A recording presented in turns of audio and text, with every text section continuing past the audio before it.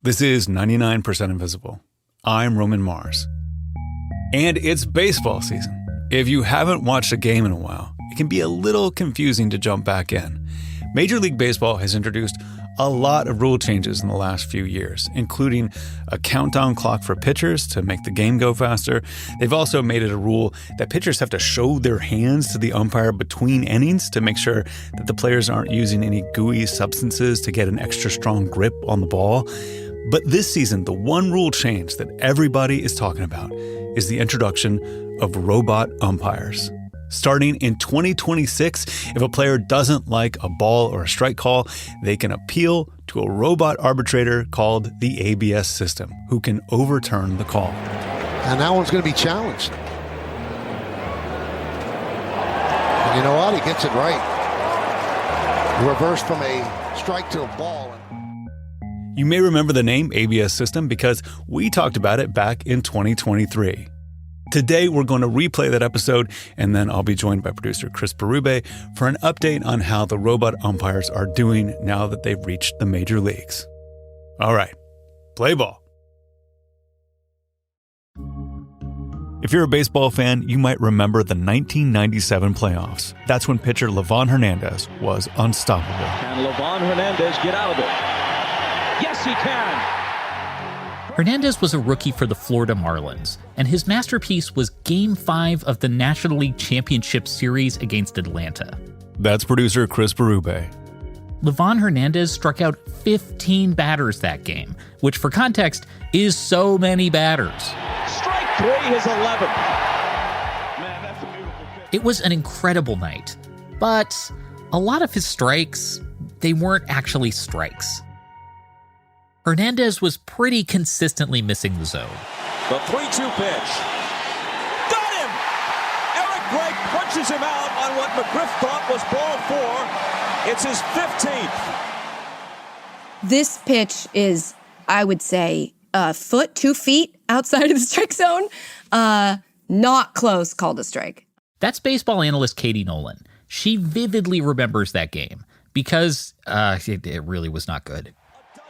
I mean, okay, second pitch, way outside, called a strike. Egregious. Katie and I rewatched video from that game with, let's call it a perverse fascination. Almost none of the batters actually swung at his pitches. You see Hernandez just winding up and throwing ball after ball like a foot outside the strike zone. And then, inexplicably, the umpire, Eric Gregg, he just kept making the hand signal for a strike. It was so bad. It was probably the worst umpiring I can remember. The outside of this strike zone, it just didn't end. It was like a never-ending strike zone. In case you don't know anything about baseball, in the major leagues, there are 4 umpires on the field, one behind each base and one behind home plate. The home plate umpire has the most important job, which is calling balls and strikes. A strike is basically any hittable pitch, something over the plate, between the batter's chest and his knees. And a ball is everything else. I remember watching games as a kid, and whenever an umpire blew it, I would say, I could do better than that. And so I tried. I was a little league and high school umpire from the age of 14 until my early 20s. And I think I could have gone pro if it weren't for my poor eyesight, my aversion to getting yelled at, and the time I was hit in the throat by a baseball. My point is, even in the little leagues, getting calls right is a lot harder than it looks. And at the pro level, the baseball is moving at like 95 miles an hour. It's kind of incredible that on average, umpires get it right about 94 to 97% of the time on strike calls. And umpires are getting better. The worst umpire today would have been upper tier in 1997. But the crazy high speed of the baseball means sometimes umpires are going to get it wrong. It just feels to me like it's asking a lot of the umpire to be able to recognize if it nicked inside of the strike zone on its way over the plate or if it didn't. And I know we all make fun of the egregious calls, but I feel like some of them, you're not standing back there. You're not having to do it entirely with your eye. It's got to be really difficult. One study from 2018 found that umpires blow about 14 calls every game. That's 34,000 bad calls every year. And it makes a difference, like in the Livan Hernandez game. The Florida Marlins came out on top, and a few weeks later, they won the World Series. These calls can make all the difference between a win and a loss, a championship, and sitting at home for 6 months just wondering what could have been if he'd only made the right call. Given the human fallibility of umpires, Major League Baseball has been considering something drastic, something that would take us up to 100% accuracy. They have a plan to replace human umpires with robots. Like any scenario where a human being is being replaced by a robot, there's the question of whether robots can do a better, more accurate job.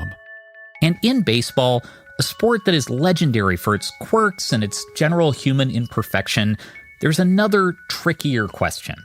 Is more accurate what we actually want? The idea of replacing an umpire with a machine isn't new. In the 1950s, the Brooklyn Dodgers tested a robot umpire designed by General Electric. The GE umpire was a big machine. It kind of looked like a barbecue hooked up to a specially tricked out home plate. If the ball cast a shadow over the plate, the machine would light up a big red button indicating a strike. The trouble is, the machine didn't work very well. It made a lot of bad calls, and if it was a night game, the robot umpire just didn't work at all.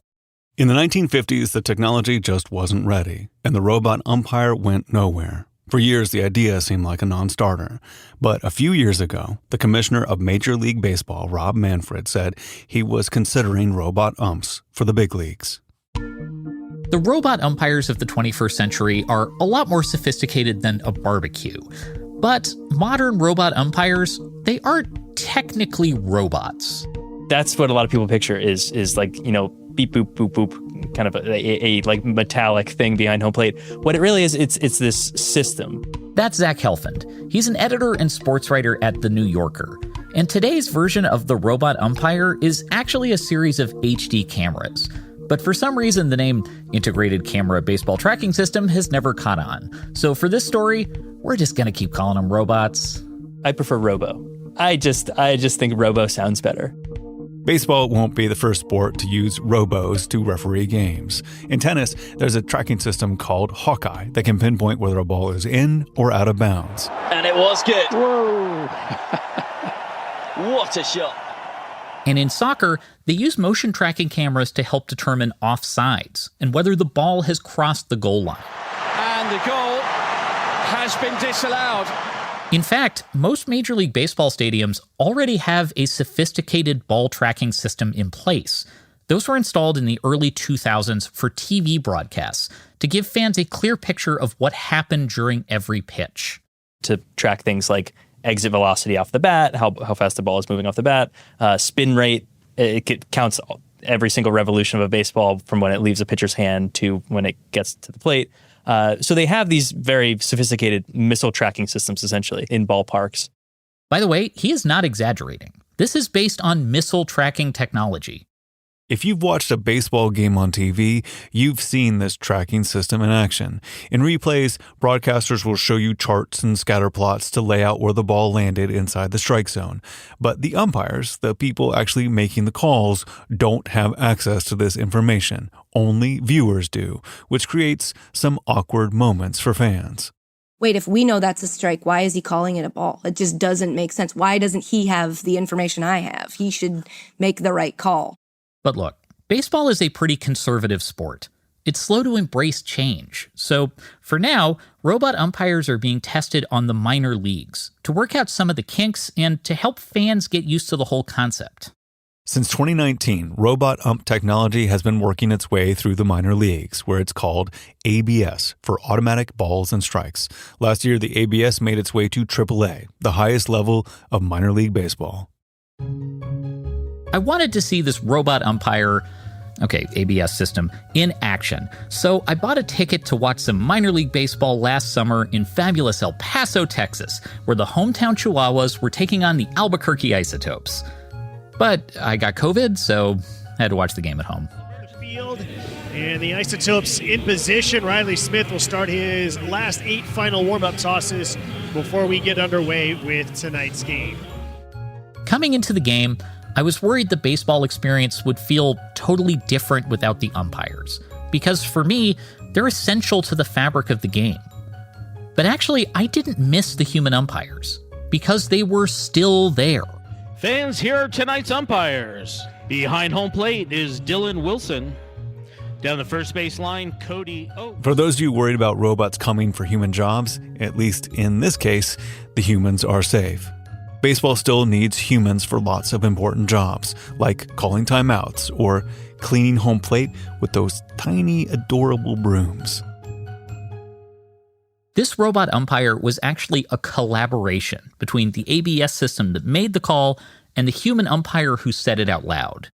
I listened with the earpiece along to a minor league game, and it's more or less instantaneous. The ball hits the glove, you kind of hear the smack of the ball in the glove, and a split second later, you hear strike or ball. And it's funny, the strike is very peppy and, sounds very encouraging, and the ball is ball, kind of disappointed. It's a man's voice just saying ball or strike. Ball, strike, ball, strike. That's Fred DeJesus. He was actually the first umpire to use the ABS system in 2019. Fun fact, his earpiece is now part of the collection at the Baseball Hall of Fame. I obviously couldn't get there as a player, so I made my earpiece made it. My joke is 6 Puerto Ricans have made it, and 1 Puerto Rican's earpiece has made it. Fred says at first he was wary about the ABS, but he came around pretty quickly. When in Rome, you do what the Romans want. They wanted you to follow the system. You call it. I know this collaboration sounds, a little ridiculous, but watching the game, I was pleasantly surprised. It was pretty smooth. It didn't look like a game umpired by a sophisticated missile robot. It just looked like a regular afternoon at the ballpark. And so here's Bernard, right-handed hitter against the lefty Groom from the full windup, first pitch. There are no publicly available statistics on the accuracy of the ABS system, but anecdotally, Fred DeJesus says it was pretty damn good. It was very accurate. There were times where you would go, ooh, but again, you did what that machine wanted. There's no dispute here. The ABS is more accurate than a human umpire. Fred says there were some minor glitches when he used it, but nothing that can't be worked out by the time the system reaches the major leagues. The accuracy thing is huge because there's just so much money on the line. A bad call at the wrong time can ruin a player's career. And sports betting is such a huge industry now, I get why the major leagues want a more accurate system. But a few days after watching the robot umpire in action, my doubts started to creep back in. Because accuracy isn't everything. Here's Zach Helfand. I don't think most people watch sports to see the fairest or most accurate outcome. For me, the argument comes down to efficiency and accuracy versus charm and drama and dialogue. The thing is, for more than 100 years, baseball has been played by humans and umpired by other humans. And in that process, we've introduced lots of small quirks and inefficiencies. For example, baseball stadiums don't have standard dimensions, so a home run at Fenway Park might just be a long fly ball at Dodger Stadium. Baseball just has all these unstandardized things. One of them is the application of the strike zone. Again, the textbook strike zone is supposed to be the player's chest to their knees over the plate. But most human umpires don't exactly follow those guidelines. There's lots of pitches that are considered hittable that don't land inside the textbook strike zone. And human umpires usually call those strikes. But the robot umpire, they've been slower to pick that up. In 2019, the ABS system was introduced to the Atlantic League, and it was programmed to call the textbook strike zone. But most fans and players thought the system felt off. The robot was calling a lot of hittable pitches as balls. So when the strike zone is, so so coldly unchanging, that sometimes presented some problems. When the strike zone is smaller than what you're used to, games can drag on. Zach Helfand says the league needed to reprogram the ABS to be less accurate in how it called balls and strikes. They expanded it to about maybe an inch or an inch and a half off of the plate counts as a strike, and that better represented what the real strike zone is. You can program the ABS to call a less accurate game, but you can't program it to do all these other things that human umpires just do instinctively. So I'm going to let you in on a little dirty baseball secret. Umpires are constantly changing the strike zone based on context. It's raining. Let's move this along. Let's get this over with. Or one team is up by a lot. Let's just go home. When a pitcher is struggling, there's a demonstrable effect that the umpire zone gets bigger. Sometimes it gets as much as 50% bigger. That's what they call the compassionate umpire effect. So a pitcher's having a really tough time, we're going to help him out. And they don't do this consciously. When you leave it up to the machines to decide balls and strikes, you're ignoring years of training and experience and intuition that every great umpire has. And you're taking away one of those small imperfections that makes baseball kind of romantic. There is a trade-off because you do lose this discussion. You do lose these quirks, these injustices, these twists of fate where someone blinks or gets dirt in their eye and they make a bad call and that changes everything. I want to see how people react to that. We watch baseball to feel something, to divert ourselves. And sometimes it's nice to feel righteously mad against an umpire or to feel like you got away with something. Okay, but let's talk about righteous anger for a minute. Because Zach is totally right. Yelling at the umpire is a part of the game.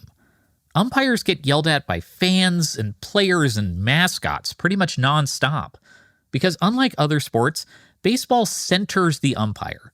The umpire is right behind the plate making judgment calls on every play. And usually the yelling is fun and cathartic and professional umpires can handle it, but it sucks to experience that. Here's Katie Nolan.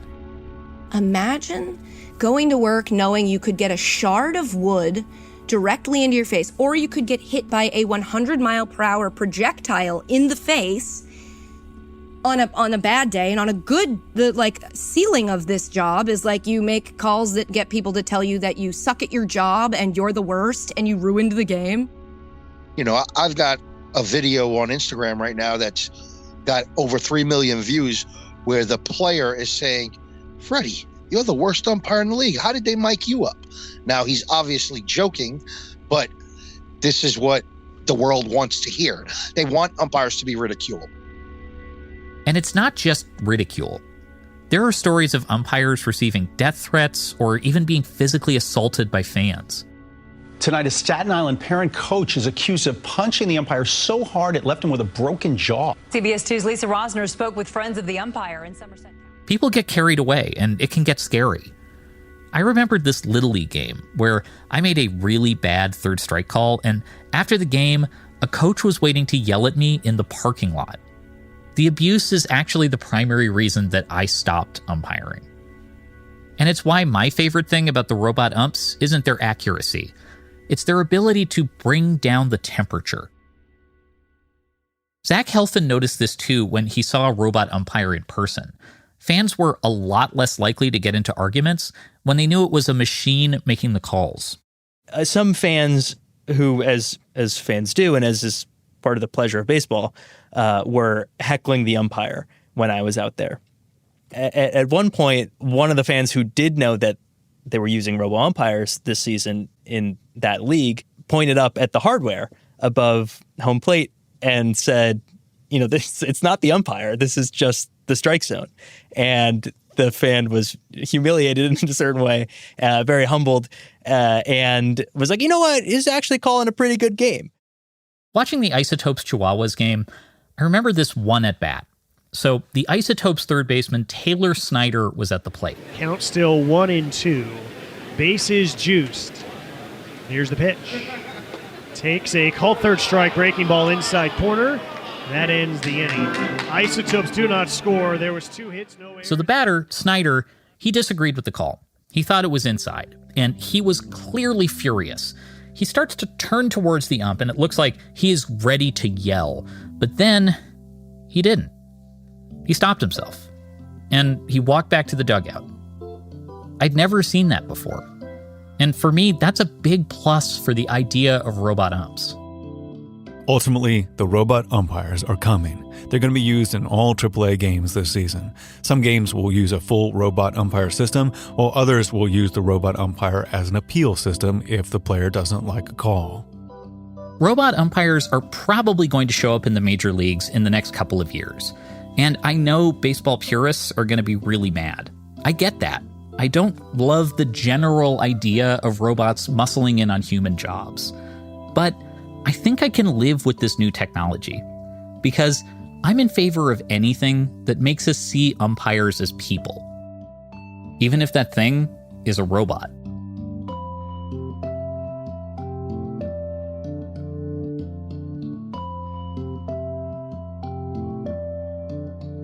That story was first broadcast in 2023. Today, the robot umpire has officially been introduced at the major league level, and after the break, Chris Berube will tell us how it's going.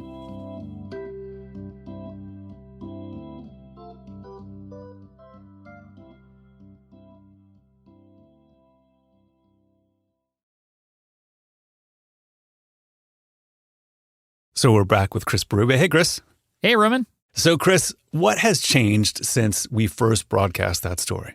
So the robot umpire has arrived in Major League Baseball, but not in the way that I was predicting, certainly that a lot of people were predicting. So remember, in that story, we talked about a system where the robot umpire makes all the calls, and then the human umpire says it out loud, right? Like they were trying that at the AAA level.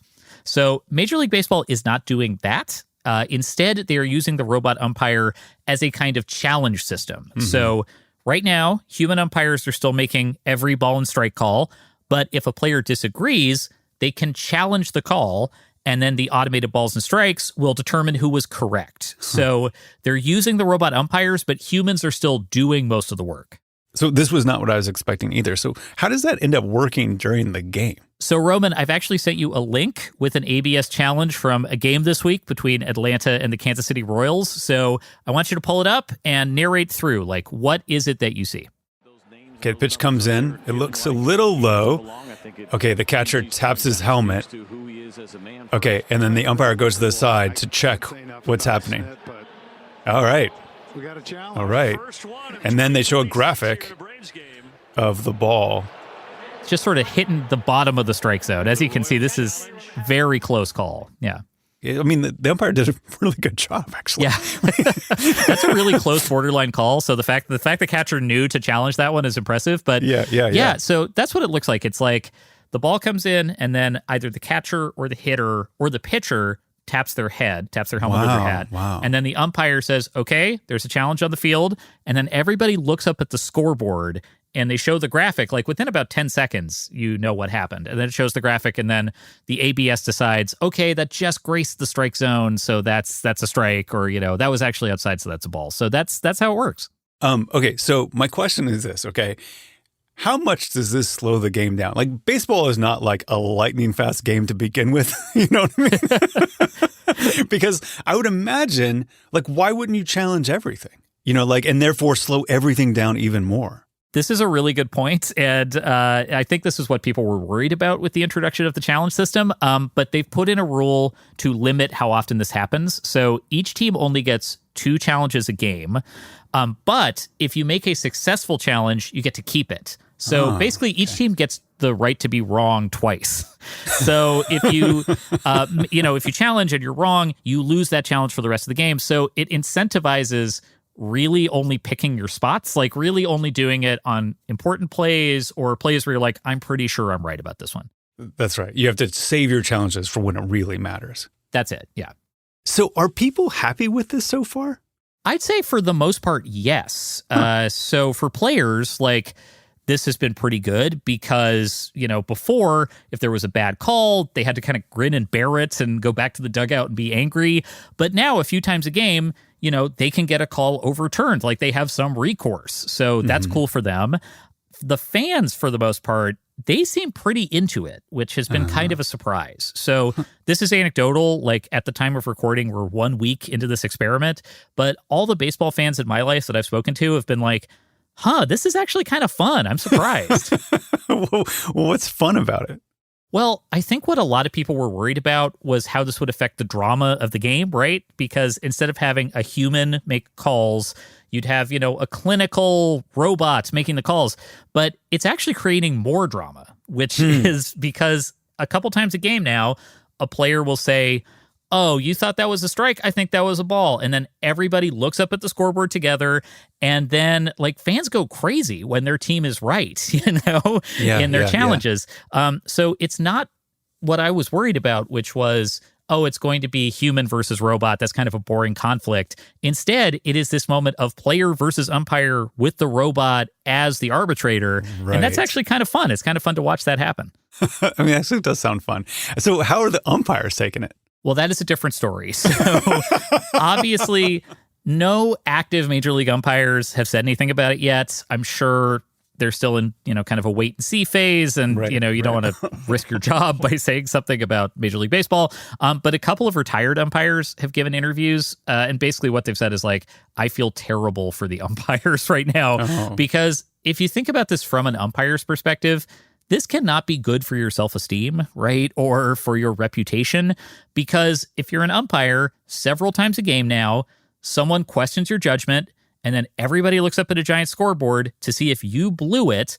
And if you blew it, everyone cheers. 30,000 people are cheering for a mistake that you made.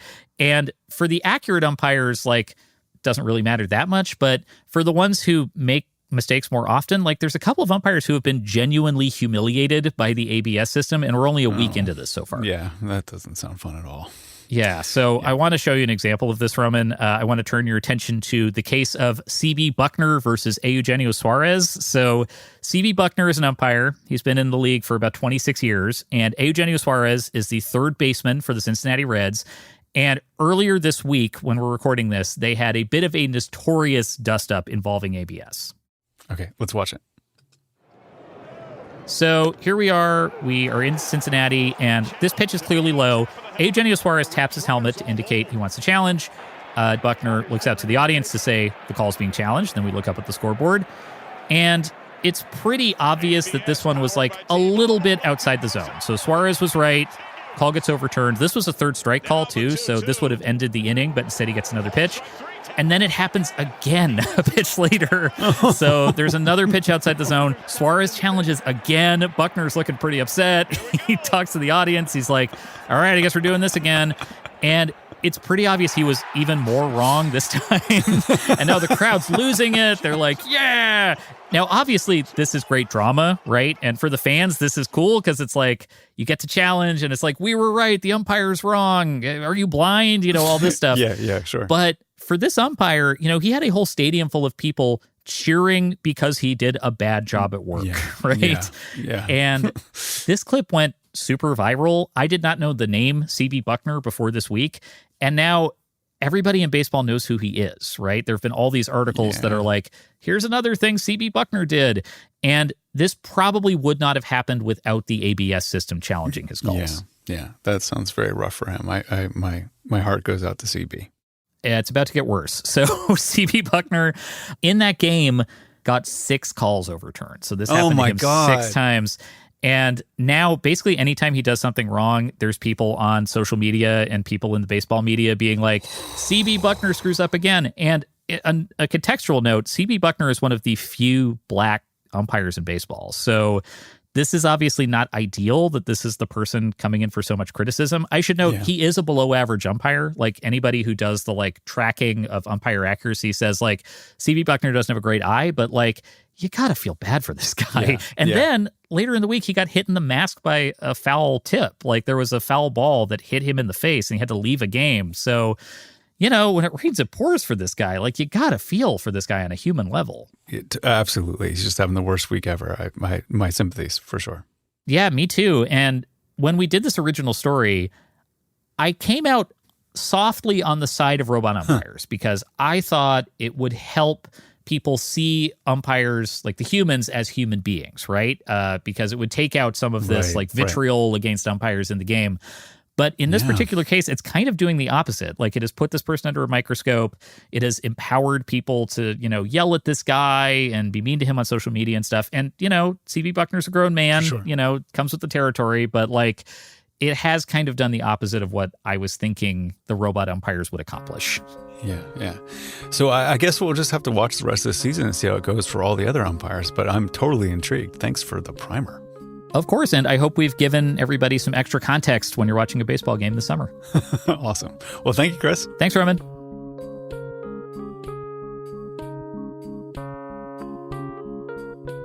99% Invisible was produced this week by Chris Berube. The 2023 episode was edited by Kelly Prime and fact-checked by Graham Haisha. Mixed by Martin Gonzalez. Music by Swan Real. You can find Zach Halfin's article about robot umpires in The New Yorker. His latest feature story is about airport lounges. It is a must-read for fans of 99PI. You're going to love it. Katie Nolan has recently launched a new sports podcast called Casuals. You can find it wherever you get your podcasts. Our executive producer is Kathy Tu. Our senior editor is Delaney Hall. Kurt Kolstad is the digital director. The rest of the team includes Jason DeLeon, Emmett Fitzgerald, Christopher Johnson, Vivian Leigh, Lashma Dawn, Jacob Medina Gleason, Talon and Rain Stradley, Joe Rosenberg, and me, Roman Mars. The 99% Invisible logo was created by Stephen Lawrence. We are part of the SiriusXM podcast family, now headquartered 6 blocks north in the Pandora building in beautiful Uptown, Oakland, California. You can find us on Blue Sky as well as our own Discord server. There's a link to that as well as every past episode of 99PI at 99pi.org.